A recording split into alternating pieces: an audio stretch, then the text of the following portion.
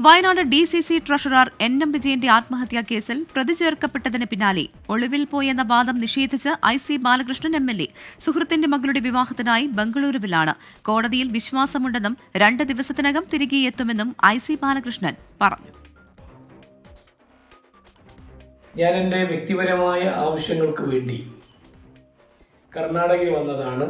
എൻ്റെ സുഹൃത്തിൻ്റെ മകളുടെ മാരേജ് ഫംഗ്ഷനുമായി ബന്ധപ്പെട്ട് ഞാൻ ഇന്നോ നാളെയായിട്ട് നാട്ടിലെത്തും. ഞാനൊരു ജനപ്രതി എന്ന നിലയ്ക്ക് ഒളിച്ചോടേണ്ട ആളല്ല, ഒളിവിൽ പോകേണ്ട ആളല്ല. നീതിന്യായ ബഹുമാനപ്പെട്ട കോടതിയെ എന്നെ സംബന്ധിച്ച് എനിക്ക് വിശ്വാസമുണ്ട്. അതുകൊണ്ട് ഒരിക്കലും ഞാൻ ഭയപ്പെടുന്നില്ല. ഞാൻ ഒളിവിൽ പോയതല്ല. ഇത്തരത്തിലുള്ള വാർത്ത അടിസ്ഥാനരഹിതമാണെന്ന് പറയാൻ ആഗ്രഹിക്കുകയാണ്. കേസിൽ IC ബാലകൃഷ്ണന്റെയും DCC അധ്യക്ഷൻ ND അപ്പച്ചന്റെയും അറസ്റ്റ് കോടതി തടഞ്ഞു. ഈ മാസം 15 വരെ അറസ്റ്റ് പാടില്ലെന്ന് കൽപ്പറ്റ പ്രിൻസിപ്പൽ സെഷൻസ് കോടതി വാക്കാൽ നിർദ്ദേശം നൽകി. സുൽത്താൻ ബത്തേരി അർബൻ ബാങ്കിൽ നിയമനം നൽകണമെന്നാവശ്യപ്പെട്ട് DCC പ്രസിഡന്റായിരിക്കെ IC ബാലകൃഷ്ണൻ MLA നൽകിയ ശുപാർശ കത്ത് പുറത്തുവന്നു. സുർജിത്ത് അയ്യപ്പത്ത് ചേരുന്നുണ്ട് വയനാട്ടിൽ നിന്നും. സുർജിത്ത്, IC ബാലകൃഷ്ണൻ ഉൾപ്പെടെ 3 പ്രതികൾ, അതായത് പ്രതി ചേർക്കപ്പെട്ടവർ ഒളിവിൽ പോയി എന്നുള്ള വാർത്തയായിരുന്നു പുറത്തു വന്നിരുന്നത്. എന്നാൽ താൻ ഒളിവിലല്ല എന്ന് IC ബാലകൃഷ്ണൻ പറയുന്നു. അദ്ദേഹം എന്തൊക്കെ കാര്യങ്ങൾ ഈ വീഡിയോ സന്ദേശത്തിൽ പറയുന്നുണ്ട്? ഇവർ ഈ കേസിൽ പ്രതി ചേർക്കപ്പെട്ടതിന് പിന്നാലെ പിന്നെ 3 പേരുടെയും ഫോണുകൾ സ്വിച്ച് ഓഫ് ആവുന്ന നിലയാണ് ഉണ്ടായത്. അതായത് IC ബാലകൃഷ്ണൻ MLA, ഒപ്പം തന്നെ ND അപ്പച്ചൻ, KK ഗോപിനാഥൻ എന്നിവരാണ് പ്രതികൾ. ആ പ്രതികളുടെ 3 പേരുടെയും ഫോണുകൾ സ്വിച്ച് ഓഫ് ആയിരുന്നു. ഒരു തരത്തിലും ബന്ധപ്പെടാൻ കഴിയാത്ത വിധത്തിൽ ഒരു പ്രതികരണവും ഉണ്ടായില്ല. പക്ഷേ ഇന്ന് പ്രിൻസിപ്പൽ സെഷൻസ് കോടതി കേസ് പരിഗണിച്ചു. കേസ് പരിഗണിച്ച ഘട്ടത്തിൽ 15-ാം തീയതി വരെ ഇവരെ അറസ്റ്റ് ചെയ്യരുത്, നേതാക്കളെ അറസ്റ്റ് ചെയ്യരുത് എന്നുള്ള നിർദ്ദേശം വെച്ചു.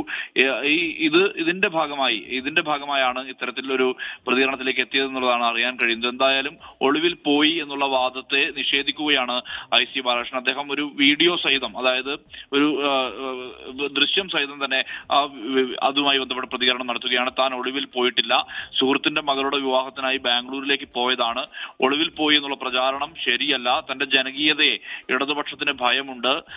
അതുകൊണ്ട് തന്നെയാണ് ഇത്തരത്തിൽ കള്ളക്കേസാണ് കുടുക്കിയിരിക്കുന്നത്. ഭരണസ്വാധീനം ഉപയോഗിച്ചാണ് കള്ളക്കേസിൽ കൊടുക്കാൻ ശ്രമം നടക്കുന്നത് എന്നും അദ്ദേഹം പറയുന്നു.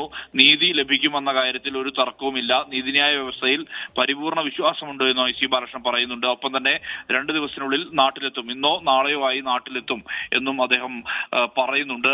എന്തായാലും ഇതുമായി ബന്ധപ്പെട്ട് പ്രതികരണം വന്നു കഴിഞ്ഞു. 15-ാം തീയതി വരെ അറസ്റ്റ് തടയുന്ന നിലപാടാണ് കോടതിയുടെ ഭാഗത്ത് നിന്നുണ്ടായിട്ടുള്ളത്. സ്വാഭാവികമായും കോൺഗ്രസ് നേതാക്കൾക്ക് അല്പം ആശ്വാസം കിട്ടുന്ന തരത്തിലുള്ള ഒരു ഇടപെടലാണ് കോടതിയുടെ ഭാഗത്തു നിന്ന് ഉണ്ടായിരിക്കുന്നത് എന്ന് വേണം പറയാൻ.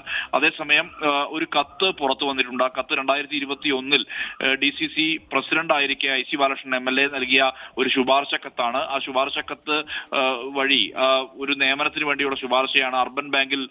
ബത്തേരി അർബൻ ബാങ്കിലാണ് സ്വീപ്പർ തസ്തികയിലേക്കുള്ള ശുപാർശ നൽകിയത്. ഈ സ്വീപ്പർ തസ്തികയിലായിരുന്നു നേരത്തെ NM വിജയന്റെ മകൻ, ഇപ്പോൾ മരിച്ച ജിജേഷിന് ആ ജോലി, ഇങ്ങനെ ഒരു ശുപാർശ നൽകിയത് വഴി ആ ഉദ്യോഗാർത്ഥിക്ക് ജോലി നൽകി. അതുവഴി ജിജേഷിന്റെ ജോലി നഷ്ടപ്പെട്ടു എന്നുള്ളതാണ് CPM ഉന്നയിക്കുന്ന ആരോപണം. അത് കത്തിലും, അതായത് ഈ പുറത്തു വന്ന കത്തിലും അക്കാര്യം ചൂണ്ടിക്കാട്ടിയിട്ടുണ്ട്. അങ്ങനെ വരുമ്പോൾ സ്വാഭാവികമായും കോഴ വാങ്ങിയാണ് ഈ ഒരു നിയമനം നടത്തിയത് എന്നുള്ള ആക്ഷേപമാണ് CPM ഉന്നയിക്കുന്നത്. ഈ വിഷയം രാഷ്ട്രീയ ആയുധമാക്കാനുള്ള തീരുമാനത്തിലേക്കാണ് CPM എത്തുന്നത്. 13-ാം തീയതി ബത്തേരി കേന്ദ്രീകരിച്ച് വലിയ രീതിയിലുള്ളൊരു പരിപാടി നടത്തുന്നുണ്ട്, പ്രതിഷേധ പരിപാടി നടത്തുന്നുണ്ട്. ഗോവിന്ദൻ മാസ്റ്ററാണ് ആ പരിപാടിയിൽ പങ്കെടുക്കുന്നത് എന്നുള്ളതാണ്. അതിനുശേഷം മനുഷ്യച്ചങ്ങല അടക്കമുള്ള പ്രക്ഷോഭ പരിപാടിയിലേക്ക് ഇറങ്ങുകയാണ് CPM. അതിന് കാരണം IC ബാലകൃഷ്ണന്റെ രാജിയാണ് CPM ആവശ്യപ്പെടുന്നത്. ഒപ്പം തന്നെ മറ്റുള്ളവരെ അറസ്റ്റ് ചെയ്യാനുള്ള നടപടിയിലേക്ക്, എല്ലാവരെയും അറസ്റ്റ് ചെയ്യാനുള്ള നടപടിയിലേക്ക് എത്തണമെന്നുള്ള ആവശ്യം കൂടി ഇവർ ഉന്നയിക്കുന്നുണ്ട്. പ്രവിത. സുർജിത്ത് അയ്യപ്പത്താണ് വയനാട്ടിൽ നിന്ന് വിവരങ്ങൾ നൽകിയത്.